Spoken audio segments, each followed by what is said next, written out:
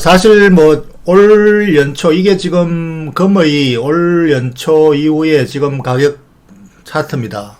그래서 올 연초에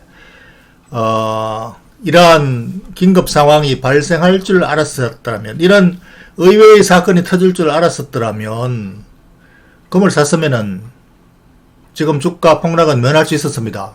그리고 1550달러에서 1650달러로 올랐으니까 최근에 뭐 다소 출렁거림은 있었지만은 연초 대비로는 올라 있습니다. 그래서 이게 원래 사실 모든 이 펀더멘탈 배경 전망이 지금 현재 맞이하고 있는 것과는 정반대였죠. 그래서 그러한 전망 속에서 투자의 방향은 사실 지금과는 완전히 반대 방향이었습니다. 그런데 이런 상황이 올 줄 알았으면은 뭐 다 팔아서 금을 샀으면은 방어가 완전하게 됐죠. 그러나 한치 앞을, 앞날은 아무도 모르기 때문에 지나고 나서 보면은 그럴싸하지만 앞날에 대한 대책으로는 그렇게 예견해서 할 수가 없습니다. 그래서 이게 지금 뭐 논리적인 구조에 의한 예상에 대한 이런 그 하나의 허점이고요. 그리고 그것을 감안해서 어쩔 수 없이 우리가 투자를 할 수밖에 없는데, 트레이딩의 관점은 언제나 이 현재 상황에서 앞으로도 지속된다, 이런 그 단순한 근거에 의해서 항상 하게 마련입니다. 그래서 트레이딩이라는 것은 어쨌든 단기 시각일 수밖에 없고, 장기 시각으로서는 투자의 관점 좀 다르다. 그걸 염두에 두고 보시면 되겠습니다. 그래서 현재 원래까지 지금 뭐 한 석 달 가까이로 지나온 궤적을 보면은 금의 투자가 옳았었죠. 주식을 팔아서 금을 샀으면은 절묘하게 타이밍을 맞췄습니다만, 자, 그러면은 지금 금을 사라는 게 주장이 이제 일견 타당해 보이는데, 이걸 어떻게 이제 한번 해석을 해볼까요? 리얼, 앞으로도 타당할지. 요거는 이제 결국은 우리가, 시장은 과거의 경험에 의해서 우리가 추론을 할 수밖에 없습니다. 과거 경험을 가지고 미래에 대한 근거와 또 투자의 시사점을 찾을 수밖에 없습니다. 그래서 과거 경험이 바로 이제 골드만삭스가 주장하는 것은 금융위기 때의 경험을 가지고, 지금 논리구조로는 뭐 금융위기의 그 경험을 볼 필요도 없습니다. 그냥 돈이 막 쏟아지니까 금은 공급이 제한돼 있고, 금의 대체제인 그 화폐는 늘어나니까 당연히 금값이 올라간다, 이 논리야 뭐 뻔하고 당연한 거죠. 근데 이제 이 과거 경험을 한번 보면 금융위기 때의 학습 효과, 2009년도부터 이제 양적 완화가 강력하게 추진되어서 금값이 2009년도부터 2012년 그 후 3년간 얼마 올랐습니까? 900달러, 배럴이 아니죠. 온스당 900달러에서 1600달러로 올랐습니다. 그럼 이게 60% 이상 올른 거죠. 3년간. 1년에 뭐 한 20%씩 올랐다, 이렇게 봐야 되겠죠. 그래서 이게 이제 양적 완화의 효과입니다. 돈이 이렇게 풀리니까 금값이 올라갈 수밖에 없다. 그래서 이 경험으로 하나 논리적인 구조나 딱 들어맞는 과거 경험이 있는 거죠. 그래서 이걸 가지고 이제 근거로 하면은 지금의 그 주장은 타당하다, 이렇게 결론을 낼 수가 있습니다. 통화량 증가가 당연히 인플레이션이죠. 그런데 이 골드만삭스 참 나쁜 놈들입니다. 그죠? 이게 주식시장 살리려고 돈을 이렇게 풀어가지고 주가를 정상화시키려고 정부가 노력하는데, 이걸 가지고 금을 사라 그러니까 지금 돈 버는 게 중요하지 뭐 그게 중요하냐, 뭐 이렇게 또 생각할 수 있습니다. 그죠? 그래서 이거를 가지고 그러면은 돈벌이가 되느냐, 뭐 돈만 벌어주면은 뭐 나무라지 않겠습니다. 그러면은 지금 이 상황에서 돈이 풀어 나오니까 금을 사라 이렇게 하는데, 만약에 이 금만 살 돈이 인플레이션 되면 금만 오르느냐? 인플레이션 되면은 부동산도 오르고 돈 쏟아지면 부동산 오르고 주식도 오르고 물건 값은 다 오르지요. 인플레이션의 구조를 가지고 근거로 한다면, 그래서 그러면 지금 이 돈을 가지고 주식을 사면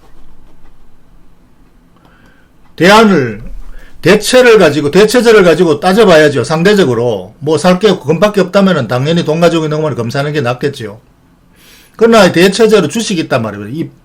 이 주가가 폭락한 주식이 있는데 이 주식을 사면, 자 그러면은 2009년도 이제 회복 직전 그 양적 완화 정책이 본격적으로 나오면서 회복되기 시작한 주가가 얼마 갔느냐? 이 미국 월가 S&P 500을 평균으로 하면은 800에서 금값하고 가격이 비슷하네.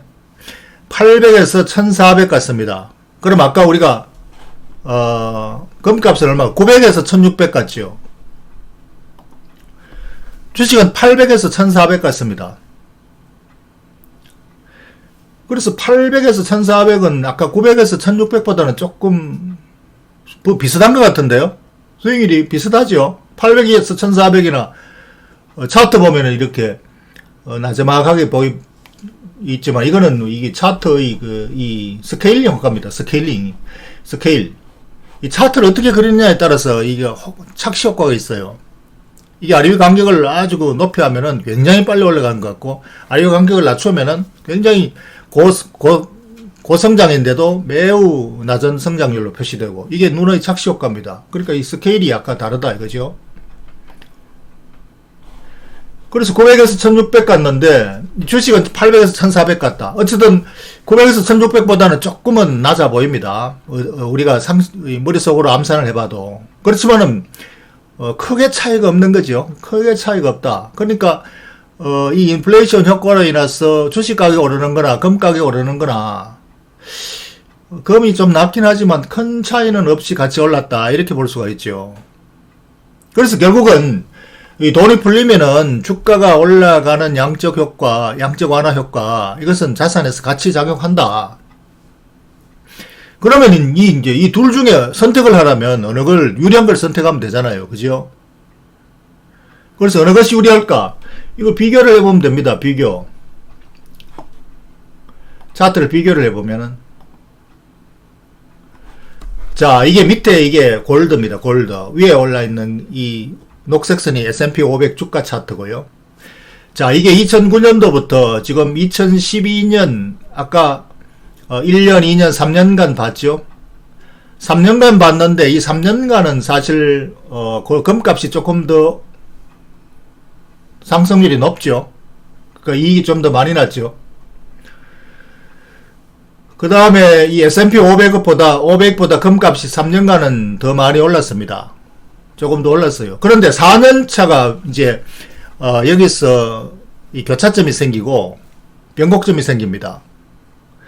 그리고 지금 10년간, 그 위에 10년간 장기 차트로 보니까 주가가 훨씬 더 많이 올랐잖아요. 주가는 지금 이렇게 고점 대비 S&P 500이 폭락을 했지만 지금 10년간 166%고 금값은 얼마입니까? 77%밖에 안 되잖아요. 장기적으로, 결국은 장기적으로는 주식 투자 수익률이 월등한 거예요. 그러면 골드는 이게 배당을 줬나 그동안에? S&P 500은 배당을 줬잖아요. 배당. 그러니까 투자의 관점이냐 트레이딩 관점이냐, 이들은 트레이딩을 절묘하게 요때 뭐 금값이 올라갈 때 가지고 있다가 다시 팔아가지고 제가닥 다시 주식으로 올라타고, 이렇게 절묘하고 비싸이로 매매를 막 한다면 물론 뭐 최고겠죠. 그런데 그렇지 않고 장기 투자의 관점에서 둘 중에 선택하라 그러면은 역시 주식입니다. 그러니까 지금 주가를 뭐 연초에부터 주가에 가지고 있었는 게 지금 금을 사는 거랑 비교 이런 게 아니잖아요. 지금 현재 시점에서 출발한다면, 지금 여기서 출발한다면은 금이 있냐 주식이냐. 단기적으로는 금이 더 앞설 수 있다. 그러나 장기적으로는 결국은 주식이 앞섰다라는 걸 이 투시 이즈 투 빌리버잖아요. 다 보여주잖아요. 그래서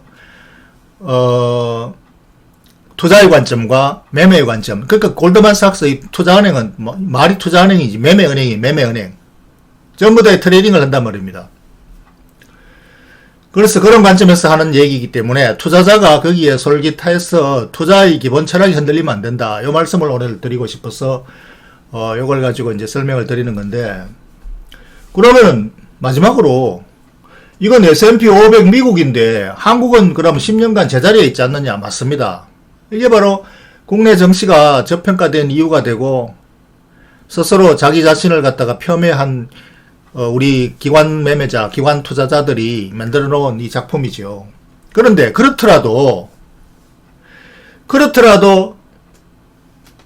지금 만약에 폭락한 이 주가를 산다면, 지금 시점에서 산다면 배당 수익률이 5%가 넘잖아요. 지금 배당주.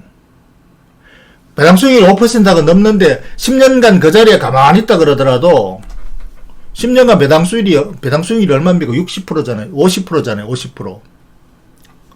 그러니까 배당만 받아도 50% 수익이 금 투자 수익이라고 똑같이 나온다. 거의 비슷하게 나온다. 앞으로 이게 뭐 배당만 받고 10년간 주가가 제자리에 있다라는 그런 최악의 뭐 비관적인 전망을 가지고 하더라도